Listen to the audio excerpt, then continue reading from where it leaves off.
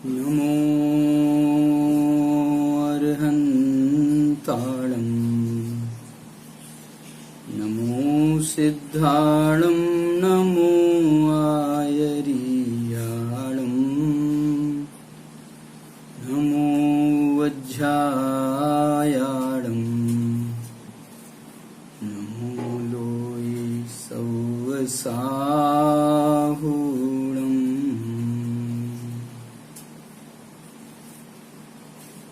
जयतु सुयदेवदा जीवो मंगलम। बोलिए सही। आज हम एक साक्षात्कार करने जा रहे हैं आदरणीय डॉक्टर विद्वान श्री राकेश कुमार जी जैन शास्त्री के द्वारा। आज के साक्षात्कार का विषय है प्रथम श्रुत स्कंध में धवला टीका एवं आचार्य कुंद कुंद के साहित्य का समन्वय। विषय को मैं पुनः एक बार दोहरा देता हूं ताकि आप विषय से अच्छे से अवगत हो जाएं। प्रथम श्रुत स्कंध में धवला टीका एवं आचार्य कुंद कुंद साहित्य का समन्वय। ठीक, इस विषय को पढ़ते समझते हुए सभी साधर्मियों की ओर से जो प्रश्न आए हैं वो मैं आपके सामने रख रहा हूं। क्या दोनों परंपराओं में कोई विरोधाभास है कि हमें उनके समन्वय की चर्चा करनी पड़ रही है? तो विषय की प्रारंभिक भूमिका के लिए मैं आदरणीय भाई साहब से निवेदन करूंगा कि वे विषय की भूमिका के संबंध में थोड़ी सी जानकारी दें। देखिए, ये जो विषय है अपने आप में ये विषय ही कुछ संकेत कर रहा है कि हमें दो परंपराओं के बीच में समन्वय स्थापित करना है। समन्वय स्थापित करना है तो इसका अर्थ ही ये हुआ कि उनमें कुछ मतभेद हैं अथवा मतभेद जैसे लगते हैं, विरोध है अथवा विरोधाभास है। तो इसके संकेत जो हैं ये मैं अपनी तरफ से नहीं कहना चाहता हूं। इसके संकेत आचार्य कुंद कुंद भगवान ने स्वयं नियम सार की गाथाओं में, शुद्धोपयोग नाम का जो उनका अंतिम अधिकार है, तो 159 से लेकर के 171 गाथाओं में 13 गाथाओं में उन्होंने एक विषय प्रस्तुत किया स्वपर प्रकाशक के संबंध में। और वहां पर उन्होंने ये शब्द प्रयोग किया है, जय कोई भणई एवं। इसका अर्थ क्या हुआ? यदि कोई ऐसा कहता है। इसका अर्थ ही ये हुआ कि कोई ऐसे लोग हैं कि जो दूसरी मान्यता रखते हैं और आचार्य कुंद कुंद उसके संबंध में अपना दृष्टिकोण प्रस्तुत कर रहे हैं। जी, इसी प्रकार से सटखंडागम की जो टीका है धवला टीका, उसमें भी उन्होंने अपर पक्ष की तरफ से विषय प्रस्तुत किया कि कोई ऐसा मानता है कि ज्ञान स्वपर प्रकाशक है, तो उनने उसका खंडन करते हुए ये लिखा कि नहीं, ज्ञान स्वपर प्रकाशक नहीं है, ज्ञान तो पर प्रकाशक है।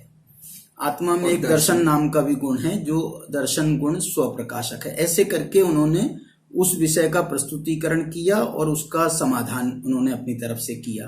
कुंद कुंद ने भी वही किया कि अपर पक्ष ऐसा मानता है और उसका समाधान ये है। लेकिन आश्चर्य की बात यह है कि जो मूल षटखंडागम ग्रंथ है उसके जो मूल सूत्र हैं, हम जिन्हें आचार्य कुंद कुंद से पूर्ववर्ती भी कहते हैं, तो वो जो सूत्र हैं उन सूत्रों में ये विषय नहीं आया है, कहीं पर विरोधाभास का विषय, लेकिन टीका में जरूर आया है। इसके संकेत एक षटखंडागम पर बहुत बड़ा काम जिन्होंने किया है, बालचंद शास्त्री, उन्होंने षटखंडागम परिशीलन नाम से एक अलग से भी ग्रंथ लिखा। उन्होंने भी अपने उस ग्रंथ में ऐसे संकेत दिए और उन्होंने ये कहा, पीठिका का पेज नंबर, पीठिका है षटखंडागम परिशीलन की पीठिका है और पीठिका का पेज नंबर जो है 19 वो 19 है। उसमें उन्होंने इस बात के संकेत दिए कि जरूर दो ऐसी कोई परंपराएं रही होंगी जिसके कारण से सब जो परंपरा वाले थे उसको उन्होंने संघ भेद भी नाम दिया, गण भेद भी नाम दिया, कि कोई ऐसा संघ भेद रहा होगा। और आपको मैं कुछ इतिहास के कुछ पन्ने टटोलता हूं कि जब अरहद बली ने एक बहुत बड़ा सम्मेलन किया था। अरहद बली हमारे समझ लीजिए ये अंग पूर्व धारकों में अंतिम जो हैं, ये धरसेनाचार्य के पूर्ववर्ती हैं। धरसेनाचार्य के पूर्ववर्ती एक लोहाचार्य भी हैं, लोहार्य या लोहाचार्य भी हैं, और उनके पहले अरहद बली हैं। और ऐसी भी संभावना व्यक्त की जाती है कि जब धरसेनाचार्य ने दो शिष्यों को अपने ज्ञान देने के लिए बुलवाया था, तो वो उस समय जिस सम्मेलन में उन्होंने अपना संदेश वाहक भेजा था, वो सम्मेलन भी अरहद बली के द्वारा किया जा रहा था। तो अरहद बली के ही ये डायरेक्ट शिष्य हैं, भूतबली पुष्पदंत कहें। और ये भूतबली पुष्पदंत मतलब ऐसा हम कह सकते हैं, ऐसा लिखा भी है कि वो उनके दीक्षा गुरु हैं। अरहद बली उनके दीक्षा गुरु हैं और उनके शिक्षा गुरु धरसेनाचार्य हैं, भूतबली पुष्पदंत के। ऐसी भी है उसमें मान्यता। लेकिन इसमें मैं जो आपको बात कहना चाह रहा हूं कि अरहद बली के सामने जब उनने महासम्मेलन किया था तो अनेक जगह के आचार्य और सारा मुनि संघ उपस्थित हुआ था वहां पर। तो इसका ऐसा उल्लेख किया गया है कि जब उन्होंने मुनि संघ के जो बड़े बड़े नायक थे उनको जो है अपनी गुफा में जब उन्होंने बुलाया और उनके साथ में जब वो प्राइवेट मीटिंग कर रहे थे, तो उस समय उन्होंने ये विचार बना लिया, उनके मन में ये आ गया कि आगे जा करके ये जो है हम संघ भेद को रोक नहीं सकते हैं किसी भी प्रकार से। और हम संघ भेद को जो है इसलिए जो है हम अपने हाथ से ही इसका उद्घाटन कर जाते हैं। कितने संघों का? तो ऐसे उन्होंने लगभग 10-12 संघों का तो उल्लेख किया है। 10-12 संघों का तो ये परिशीलन में ही उन्होंने उल्लेख किया है। और उसमें जैसे मुख्य नाम मैं आपको बता रहा हूं, एक नंदी संघ की उन्होंने बात कही, एक सिंह संघ की भी बात कही, सूर्य संघ की भी बात कही, सेन संघ की भी बात कही। और ये जो सेन संघ है, जिन मुनियों के नाम के आगे सेन शब्द मिलता है, जैसे कि धरसेन, जैसे कि इसके बाद में जो परंपरा में जिन्होंने काम किया, सठखंडागम की टीका लिखने वाले भी वीर सेन स्वामी हैं, ये भी सेन संघ के प्रतीत होते हैं। इनकी अधूरी जयजवला टीका को पूरा करने वाले जिन सेन आचार्य हैं, वो भी सेन संघ परंपरा के हैं। इसका अर्थ हुआ कि कोई ना कोई ऐसी बात जरूर थी। और हमको ये बात ज्ञात ही है कि आचार्य कुंद नंदी संघ के थे। आचार्य कुंद का नाम भी पद्मनंदी था, हो सकता है उनके साथ ही, उनके कारण ही इसका नाम नंदी संघ पड़ा हो। तो उनने जो है, लेकिन उनने जो एक बात का संकेत किया है वो ये किया है कि जब हम धवला टीका को देखते हैं, धवला टीका को करने वाले दो लोग हैं, वीरसेन स्वामी हैं और जिनसेन आचार्य भी हैं। और जिनसेन आचार्य जो हैं आदि पुराण के कर्ता भी हैं, हरिवंश पुराण के कर्ता भी हैं। तो उन्होंने ये जो आदि पुराण और हरिवंश पुराण की रचनाएं की हैं, तो उन्होंने प्रारंभिक मंगलाचरण में पूर्ववर्ती आचार्यों का जब उल्लेख किया तो उन्होंने सबका उल्लेख किया। माने बहुत समंतभद्र का, अकलंक का और कितने आचार्यों का उन्होंने उल्लेख किया। लेकिन बड़े आश्चर्य की बात है कि कुंद इतने बड़े आचार्य होने के बावजूद भी उन्होंने न जिनसेन ने, दोनों जिनसेन आदि पुराण के कर्ता भी, हरिवंश पुराण के कर्ता भी, और वीरसेन स्वामी धवला टीका के करने वाले, यद्यपि वीरसेन स्वामी ने अनेक जगह पर माने 2-4-5 जगहों पर ही कुंद की गाथाओं का, पंचास्तिकाय की गाथा का अथवा एक प्रवचन सार की गाथा का उल्लेख अपनी टीका में, धवला टीका में किया है, उसको संदर्भित किया है। लेकिन उन्होंने और आचार्यों के तो नाम भी लिए हैं कि भाई उन आचार्य के द्वारा बनाए हुए इस ग्रंथ में ये उल्लेख मिलता है। लेकिन उन्होंने कुंद का नाम नहीं लिया है। इससे कुछ हम संकेत जो हैं अपने विद्वानों को भी रहा है और उन्हीं को पढ़ करके हम भी आपसे बात कर रहे हैं, इसलिए कुछ ना कुछ बात तो रही है। लेकिन मुझे जो है आज का जो हमारा विषय है वो इनका विरोध उपस्थित करने का नहीं है, बल्कि समन्वय स्थापित करने का है। और ये काम भी हम नहीं कर रहे, ये काम भी द्रव्य संग्रह के टीकाकार जो ब्रह्मदेव सूरी हैं, वो ब्रह्मदेव सूरी ने द्रव्य संग्रह की शायद 44 नंबर की गाथा में की टीका में उन्होंने इस बात के संकेत किए हैं और उन्होंने उसका समन्वय स्थापित किया है स्वपर प्रकाशक का, विशेष रूप से स्वपर प्रकाशक के विषय में। यद्यपि मतभेद जो हैं और भी अनेक विषयों में हैं। जी जैसे आपको बताऊं, मैं मतभेद के जो बिंदु हैं, मुख्य रूप से मैं 3 बिंदुओं की तरफ ध्यान दिलाना चाहता हूं। एक बिंदु तो है दोनों परंपराओं की शैली का।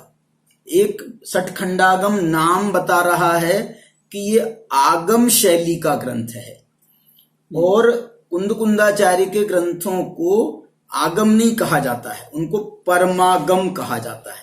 ये परमागम जो है ये एक और ऊपर की एक स्टेज है, इसको हम आगम अध्यात्म के नाम से भी समझ सकते हैं कि ये सठखंडागम आगम शैली का ग्रंथ है और आचार्य कुंद के परमागम जो हैं वो अध्यात्म शैली के ग्रंथ। तो ये आगम अध्यात्म शैली का भी इसमें बहुत बड़ा अंतर है, और इसका जो आधार यदि हम खोजें ना, इसको माने मतभेद के बिंदुओं को यदि हम खोजें, तो एक बिंदु तो मुझे इनके नयों के संबंध में हमको प्राप्त होता है कि सठखंडागम ग्रंथ कहें, उसकी टीका कहें, धवला टीका कहें, इसमें निश्चय व्यवहार नयों के इक्का दुक्का नगण्य प्रयोग हैं।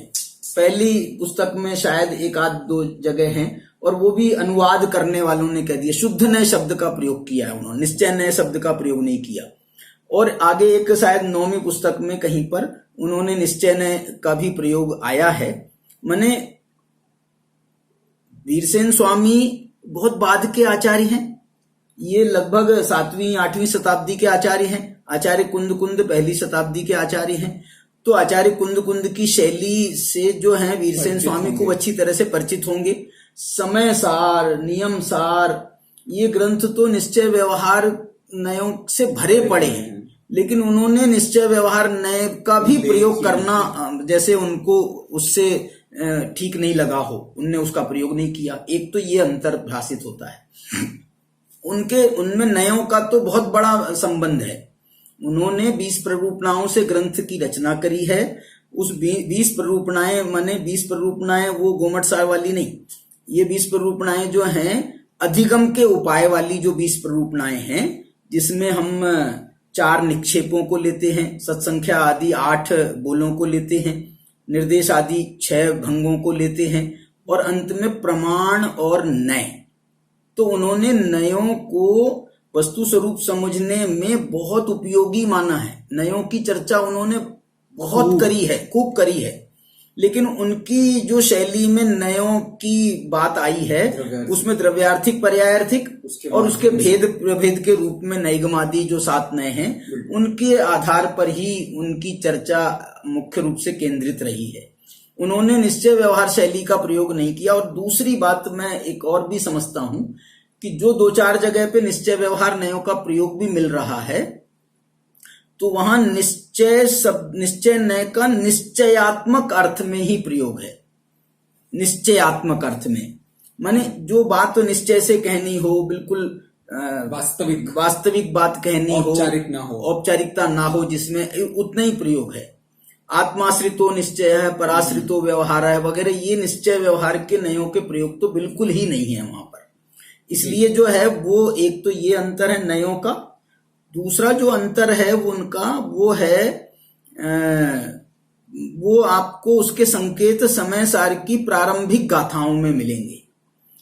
तीसरी गाथा में जो उन्होंने कहा कि बंध कहा ये यत्ते तेण विसंवादनी होदी, बंध कथा का को विसंवाद का कारण स्थापित कर रहे हैं आचार्य कुंद कुंद। सुध परिचिदानुभूदा सर्वस्वी काम भोग बंध कहा।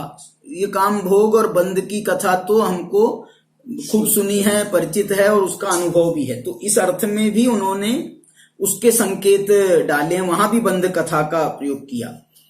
तो ये जो बंध कथा है ना, इसका विश्लेषण करते हुए आचार्य अमृतचंद्र ने तो विशेष नहीं लिखा है आत्मख्याति टीका में, लेकिन जयसेनाचार्य ने, और जो अभी एक और टीका हमको मिली है प्रभाचंद्राचार्य की, उसमें भी उन्होंने बंध कथा का स्पष्ट अर्थ करते हुए लिखा है कि जो 4 प्रकार के बंध का जिसमें समावेश है, प्रकृति, प्रदेश, अनुभाग, स्थिति, ये बंध के नाम भी उन्होंने लिए हैं कि इनकी कथा को बंध कथा कह रहे हैं। बंध कथा में कोई मतलब और कोई बंध की कथा नहीं, और बल्कि यहाँ पर काम भोग की कथा के साथ में उन्होंने बंध कथा को रखा है।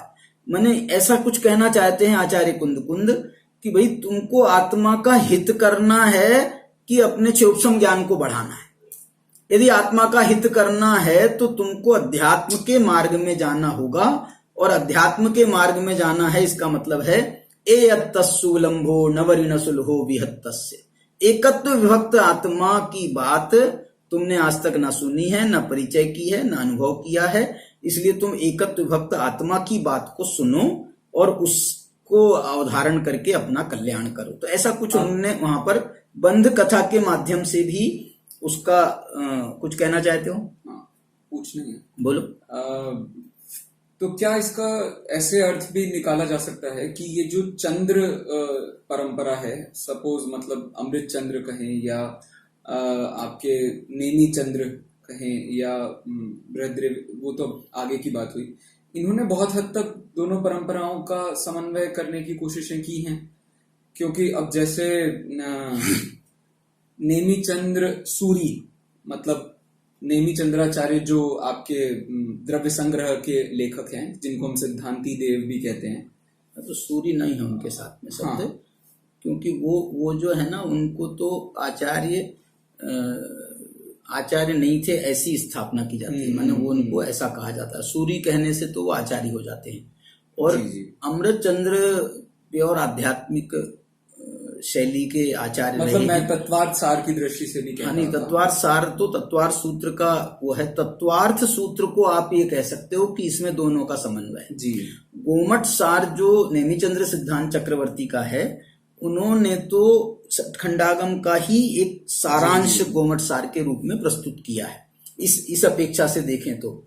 और वैसे जो तुम कह रहे हो चंद्र जो है, ये भी एक गण के रूप में, संघ के रूप में उन्होंने नाम लिया है। सूर्यगण, चंद्रगण भी ऐसे बनाए गए थे। उसके बाद में फिर आचार्यों की परंपराएं, बहुत सारे संघों का तो हमको कोई उल्लेख भी नहीं मिलता है, और अब कोई उनका मिलता नहीं है ज्यादा।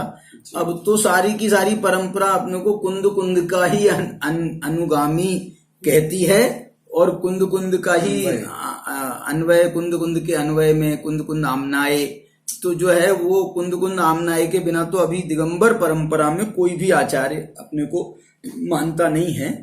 मान्यता भले ही भी कुछ हो, लेकिन सब अपने को कुंद कुंद का ही अनुगामी कहते हैं। आपने 2 अलग अलग मुद्दों को उठाया, एक तो नए प्ररूपणा से इसमें अंतर बताया, दूसरा स्वपर प्रकाशक से बताया। नहीं, एक नए प्ररूपणा, एक बंध कथा वाली बात। मैंने आगम और अध्यात्म शैलीगत अंतर जो है ना, वो उसकी अपेक्षा से उसमें बंध कथा की प्रधानता है। और यहाँ पर बंध कथा आई है, समय सार में भी बंध कथा का उल्लेख है, लेकिन सर्वत्र उन्होंने बंध कथा का निषेध ही किया है। मैंने बंध कथा का बंध की चर्चा को आत्मा से बाहर कर दिया। नयों की परंपरा में निश्चय ने बंध को विषय नहीं बनाता है, ऐसे करके मैंने उन्होंने बंध को गुणस्थान का निषेध किया। देखिए षटखंडागम ग्रंथ जो है गुणस्थान मार्गना स्थान से भरा पड़ा है, और यहाँ पर जो है कुंद कुंद कहते हैं कि आत्मा में गुणस्थान नहीं है, आत्मा में मार्गना स्थान नहीं है, आत्मा में 4 प्रकार का बंध नहीं है, आत्मा में अनुभाग स्थान नहीं है, आत्मा में स्थिति बंध के स्थान नहीं है। वो 29 प्रकार के बोलों में इसकी सारी चर्चा है। तो ये जो है ना, और दूसरा जो सबसे बड़ा मुद्दा आज की हमारी गोष्ठी का है, वो विषय है जिसमें बहुत स्पष्ट रूप से दोनों परंपराओं का जो हमको मत भिन्नता जो है वो दिखाई दे रही है, और वो है स्वपर प्रकाशक को लेकर। मैं तो बस पूछ रहा था इसके अलावा और कोई विषय है क्या? अभी तो मेरे दिमाग में 3 ही पॉइंट विशेष रूप से मिले थे मुझे। इसके अलावा आगम अध्यात्म और स्वपर प्रकाशक और बंद कथा वाली जो बात उसके साथ में जोड़ी है। अब जरा हम अपने मुख्य बिंदु पर आते हैं जो कि स्वपर प्रकाशक है जी। स्वपर प्रकाशक पर चर्चा करने से पहले मैं थोड़ा सा आपसे ये स्व प्रकाशक और पर प्रकाशक इसके बारे में पहले आप बता दीजिए कि इसका स्वरूप ही क्या है। बाद में हम दोनों पक्ष आप बताना, फिर उसके बाद अपन उस मतभेद पर चर्चा करेंगे। देखो, मैं स्वपर प्रकाशक की चर्चा करता हूँ। इसके पहले मैं ये जो 2 बातें कही है ना, इनका एक समन्वय स्थापित करना चाहता हूँ। आगम अध्यात्म शैली में भी एक समन्वय है जी, बंध कथा और बंध कथा के निषेध में भी एक समन्वय है जी, और जो नयों के दृष्टिकोण 2 अलग अलग आए हैं उनमें भी समन्वय, बहुत नयों का समन्वय तो बहुत पूर्ववर्ती विद्वानों ने किया है, द्रव्यार्थिक नय, पर्यार्थिक नय और निश्चय व्यवहार ने। तो इन्होंने पूरे नए चक्र लिखे गए, नए चक्र में द्रव्यार्थिक पर्यार्थिक नय का वर्णन किया, निश्चय व्यवहार नयों का भी वर्णन किया, उसके भेद प्रभेदों का वर्णन किया, उसके भेद प्रभेदों का वर्णन किया। बल्कि नए चक्र माइल धवल का जो नए चक्र है उसमें तो वो उन्होंने मूल 2 नयों को कहा, द्रव्यार्थ निश्चय व्यवहार नया मूलिम भेया नयान सव्वाणम, और उसके बाद में कह रहा है दव्वत्थ्य पज्जत्थ्य हेदु तेसिम हेदु भणिया। तो जो है वो जो है उनने द्रव्यार्थिक पर्यार्थिक एक इसमें देखो, इसमें संकेत किया उन्होंने कि निश्चय व्यवहार ये मूल नय हैं परमागम, और ये आगम के परमागम के अध्यात्म के मूल नय हैं, और इसके हेतु द्रव्यार्थिक पर्यार्थिक। इसका अर्थ ये हुआ कि आगम जो है वो अध्यात्म की धरातल बनाता है, इसलिए हम आगम का सर्वथा निषेध नहीं कर सकते। दूसरी बात ये कहना चाहता हूं बंद कथा के संबंध में भी, यदि बंद कथा का निषेध समय सार कर रहा है तो हमको ये समझ में तो आना चाहिए ना, पता तो होना चाहिए बंद कथा है क्या चीज। यदि बंद कथा का यदि स्वरूप हमने नहीं जाना, गुणस्थानों का स्वरूप नहीं जाना, मार्गण स्थानों का स्वरूप नहीं जाना, तो आप जो निषेध भी करोगे आत्मा में से, तो फिर वो निषेध भी हमारे को क्लियर नहीं होगा यदि हमको उसका विषय का ज्ञान ना हो।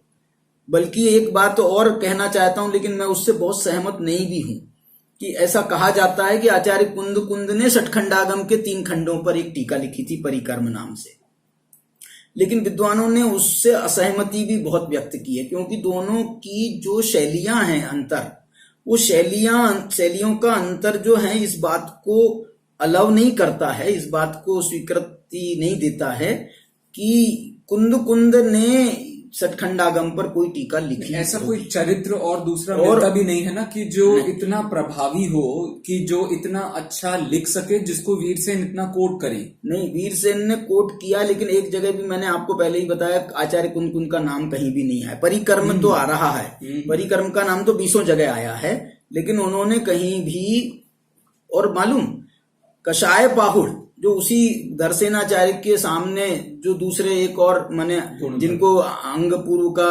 किंचित ज्ञान था, वो थे, उनका उल्लेख किया। दर्शन माने गुणधर आचार्य का नाम उल्लेख किया, कुंद का बिल्कुल उल्लेख नहीं किया। तो जो है इससे ये कहना मैं चाह रहा हूं कि आगम जो है, हम ये बात स्वीकृत है, हमारे तत्वार सूत्रकार ने अनेक सूत्रों को षटखंडागम के आधार पर लिखा है, और अनेक सूत्र उनके पंच परमागमों के आधार पर लिखे गए हैं। अनेक सूत्र उनके मूलाचार से भी प्रभावित हैं। मैंने 3 मुख्य ग्रंथों की चर्चा आती है अपने यहाँ, क्योंकि जो आगे के जो है ना आपके बंद अधिकार है, नहीं बंद अधिकार का आधार तो षटखंडागम है। जो आगे के आपके आश्रव के कारणों की जो चर्चा है और अतिचार आदि की जो चर्चा है, वो सब जो चर्चा है उसमें मूलाचार का जो है उनने आधार लिया है। 5वां अधिकार जो है तत्वार सूत्र का, वो प्रवचन सार पंचास्ति काय के आधार पर लिखा गया, तो उन्होंने उसका बहुत समन्वय किया था।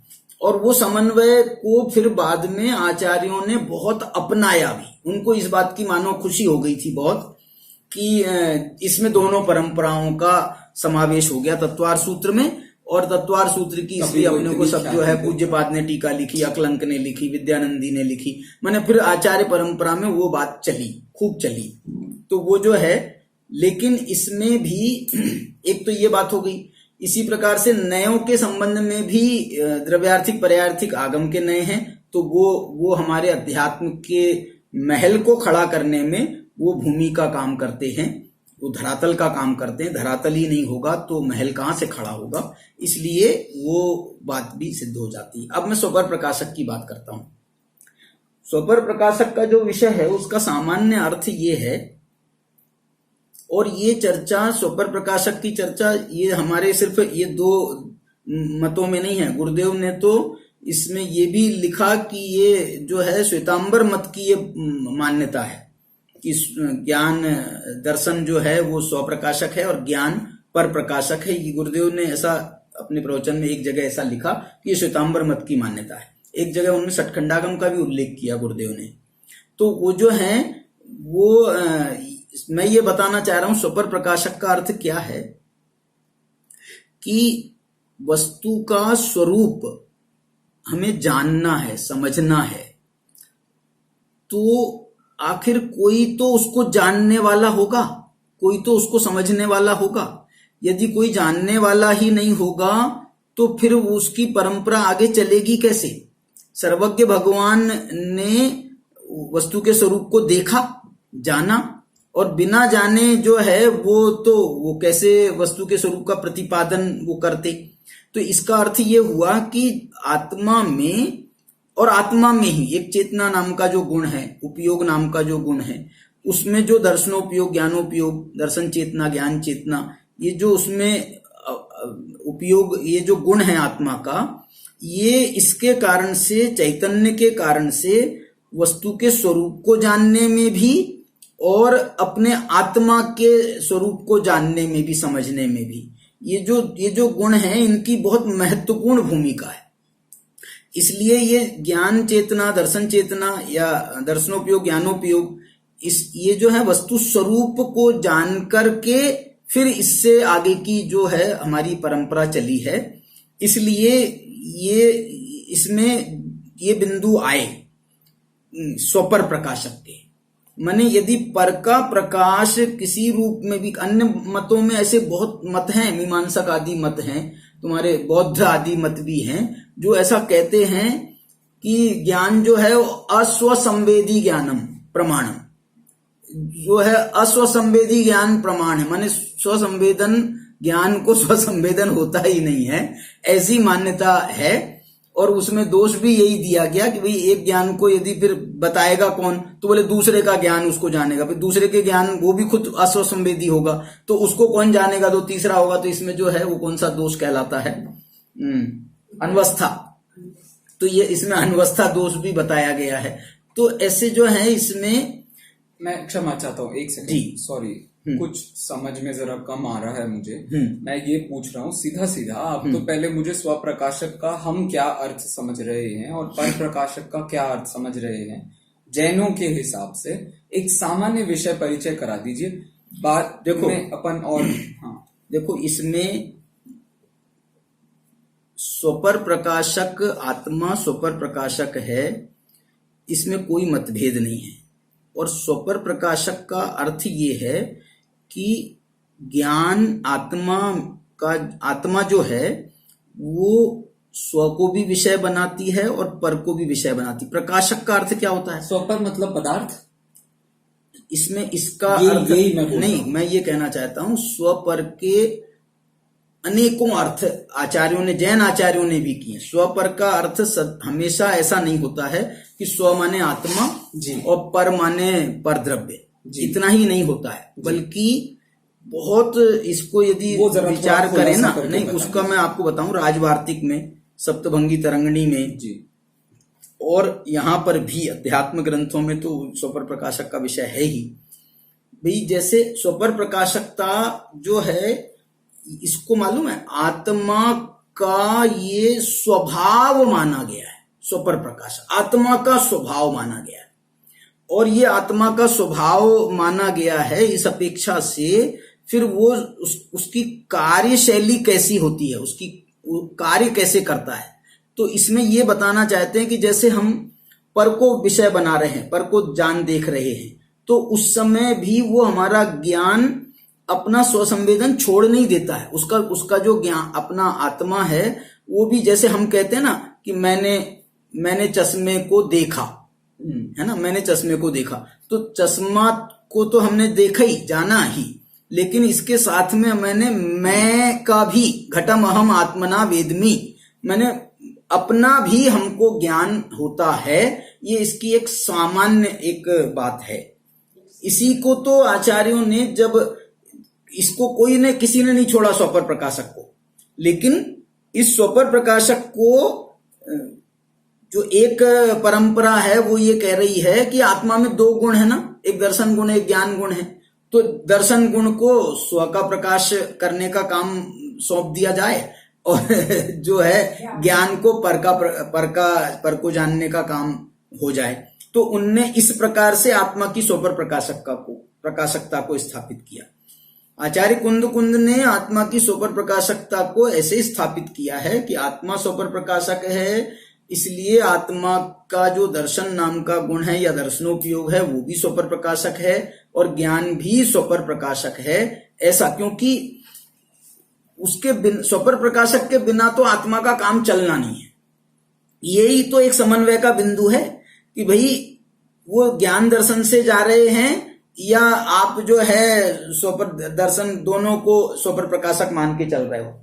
इसमें भी वास्तविकता एक और बताना चाहता हूं मैं आपको कि ये जो स्वपर प्रकाशक का जो असल में मतभेद भी जो आया है ना, वो मतभेद ऐसे आया है कि हम यदि स्वपर प्रकाशक ज्ञान की जो है ना जानता है ज्ञान, तो उसकी जानने की जो प्रक्रिया पर यदि हम ध्यान देवें, तो उस प्रक्रिया से ये दोनों जो धारणाएं हैं, अवधारणाएं हैं, इन दोनों का समावेश उस प्रक्रिया के अंतर्गत बहुत अच्छे से समाविष्ट हो जाता है।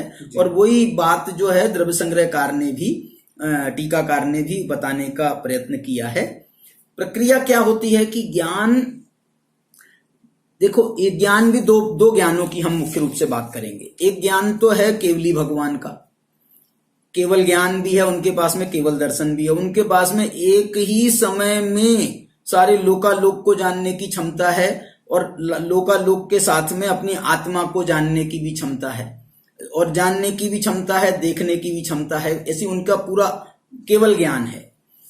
ऐसे ही जो है वहां तो ये प्रॉब्लम नहीं आ रही है, उतनी ज्यादा उसमें दिक्कत नहीं है। दिक्कत कहाँ है? हमारे क्षोभसम ज्ञान में। हमारे क्षोभसम ज्ञान को एकदम से युगपत जानने की क्षमता नहीं है, तो हमको क्रम से जानना होता है। अब क्रम से जानना होता है तो किस क्रम से जानना होगा आप बताओ। तो ये जो सामान्य जो व्याख्या है हमारे सूत्र की, 17 सूत्र की टीकाओं में भी सामान्य व्याख्या जो है वो ये है कि हमको एक, पहले तो किसी भी पदार्थ को हम जानते हैं तो हमको उसका एक सामान्य अवलोकन होता है। उसके बाद में हम जब उसकी और उसमें उपयोग को एक केंद्रित करते हैं, और उस उपयोग की केंद्रीकरण की प्रक्रिया में जैसे मति ज्ञान की बात हम करें तो फिर उसके बाद में अवग्रह होता है, फिर ईहा होती है, फिर अवाय होता है, फिर धारणा होती है। इस प्रकार से हम उस ज्ञान को डेवलप करते हैं। दर्शनोपयोग भी जो सामान्य अवलोकन करता है, वो सामान्य अवलोकन करता हुआ वो ऐसे नहीं अवलोकन कर लेता है कि बस सामान्य अवलोकन किया। वो भी अपने सामान्य अवलोकन को करने में अंतर्मुहूर्त का समय लेता है। दर्शनोपयोग में भी काल जो है एक समय का नहीं है। दर्शनोपयोग में, छद्मस्त के दर्शनोपयोग में काल जो है वहां भी असंख्यात समयों का काल है। तो वहां पर भी दर्शनोपयोग उत्तरोत्तर विकसित हो रहा है। और विकसित होने का अर्थ क्या हुआ बताओ? विकसित होने का अर्थ ये है कि वहां भी सामान्य से विशेष की ओर वो आगे आगे जा रहा है। जब वो इतना सक्षम हो जाता है कि फिर वो ज्ञान जो अवग्रह में उसका प्रवेश हो जाता है, तो अवग्रह में जैसे ही प्रवेश होता है तो उसको कुछ है ऐसा अवभाषण हो जाता है, फिर कुछ है में फिर जिज्ञासा पैदा हो जाती है जिसको अपन इहा कहते हैं, और जिज्ञासा का समाधान हो जाने पर अवाय हो जाता है। कालांतर में उसको नहीं भूलना, उसका नाम हम धारणा कहते हैं। इस प्रकार से ये मति ज्ञान की प्रोसेस। इसी प्रकार से अवधि दर्शन पूर्वक अवधि ज्ञान होता है, उसमें भी ऐसा दर्शनोपयोग पूर्वक ज्ञानोपयोग की प्रक्रिया है। वहां पर अवग्रही या अवाय धारणा नहीं कहा गया है, लेकिन वहां पर भी अवधि दर्शन पूर्वक अवधि ज्ञान तो कहा ही गया है। मन पर्याय ज्ञान के पहले वो इसकी आवश्यकता नहीं मानी गई, श्रुत ज्ञान के पहले भी इसी प्रकार इसकी आवश्यकता नहीं मानी गई।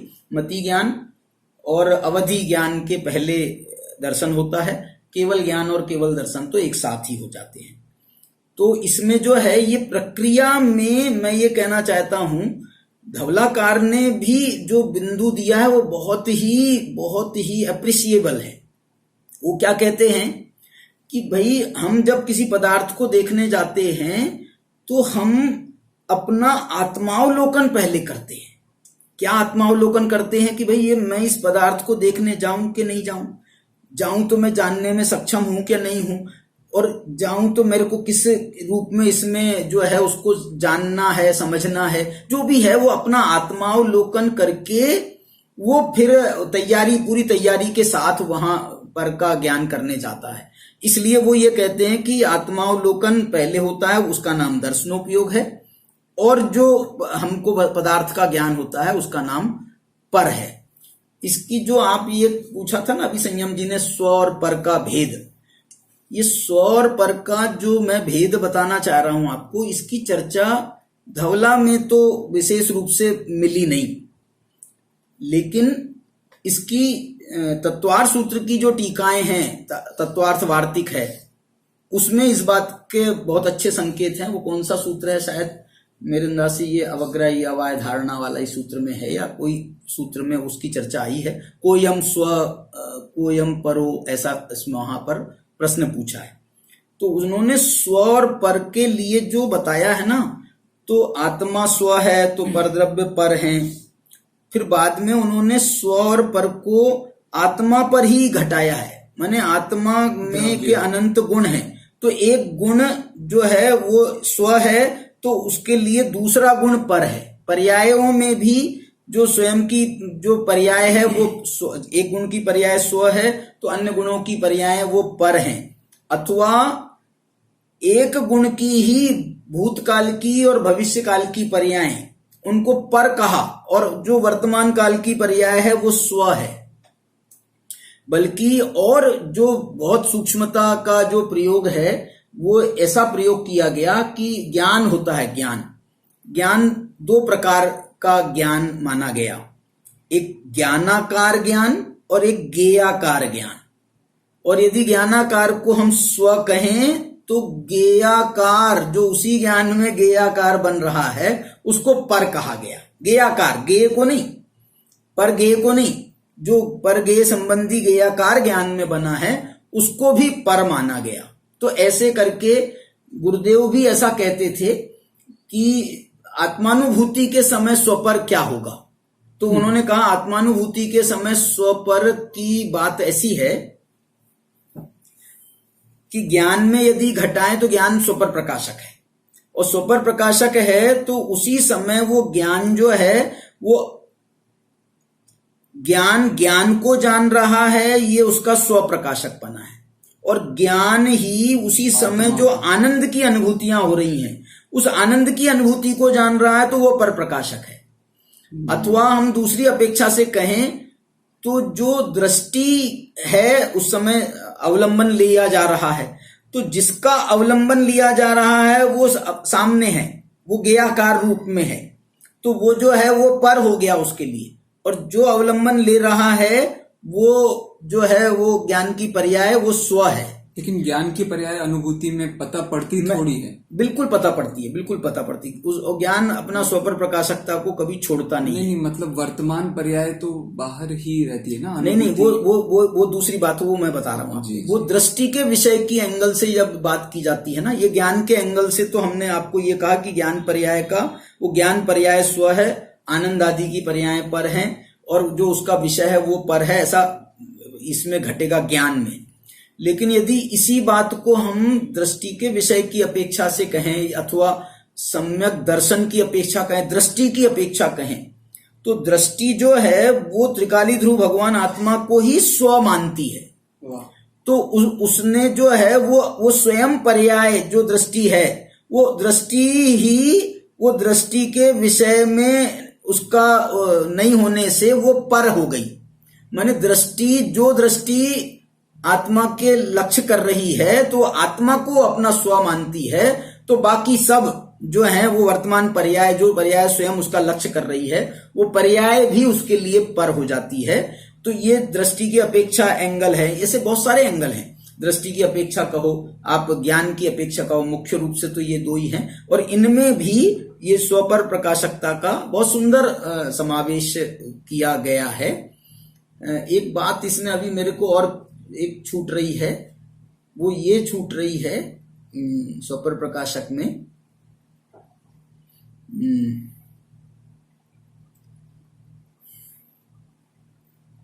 एक बात, हाँ, विशेष रूप से जो बात मैं बताना चाहता हूं आपको कि उन्होंने धवला में, और धवला का और कुंद की का जो समन्वय की बात हम करना चाहते हैं, तो धवलाकार जो ये दर्शन और ज्ञान में वो स्थापित करते हैं, तो उनका एक बहुत अच्छा उसमें बात आती है।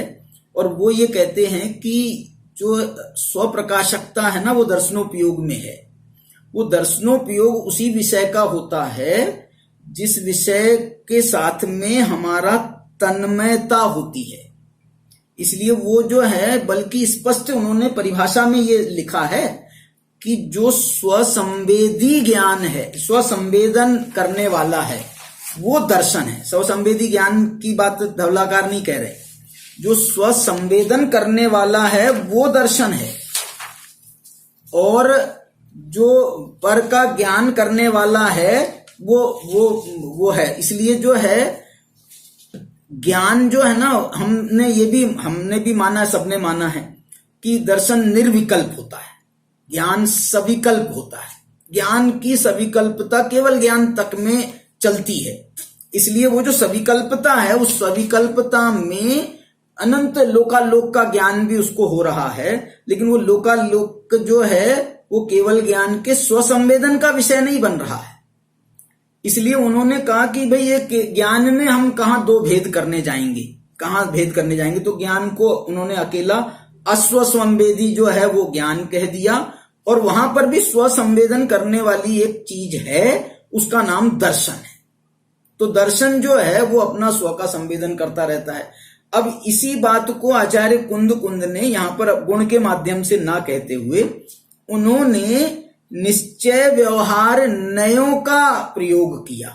ये तो इनकी मुख्य बात है कि निश्चय नय ज्ञान ही ज्ञान निश्चय नय से स्व का प्रकाशक है, और ज्ञान व्यवहार नय से पर का प्रकाशक है।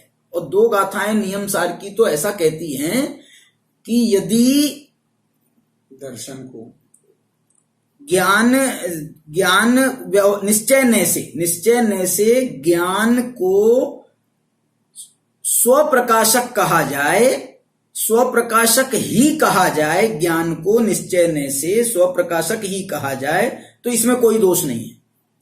और यदि ये ज्ञान निश्चय नय से स्वप्रकाशक है तो दर्शन भी स्वप्रकाशक है निश्चय नय से, और आत्मा भी स्वप्रकाशक है निश्चय नय से। और कमाल तो तब हो गया जब उनने 169 नंबर की गाथा में ये कहा कि यदि व्यवहार नय से ज्ञान को पर प्रकाशक कहा जाए, पर प्रकाशक ही कहा जाए, तो इसमें भी कोई दोष नहीं है। माने ज्ञान आत्मा को नहीं जानता, किस नय से? व्यवहार नय से। और निश्चय नय से वो लोकालोक को नहीं जानता है। जानति पश्यति सव्वम व्यवहार नयेन केवली भगवम, सारे लोकालोक को व्यवहार नय से जानता है, और व्यवहार नय से वो अपनी आत्मा को नहीं जानता है। क्यों? क्योंकि ये दोनों के जानने में फर्क है। एक का ज्ञान जो है वो स्वसंवेदन सहित हो रहा है, और एक का ज्ञान संवेदन रहित हो रहा है।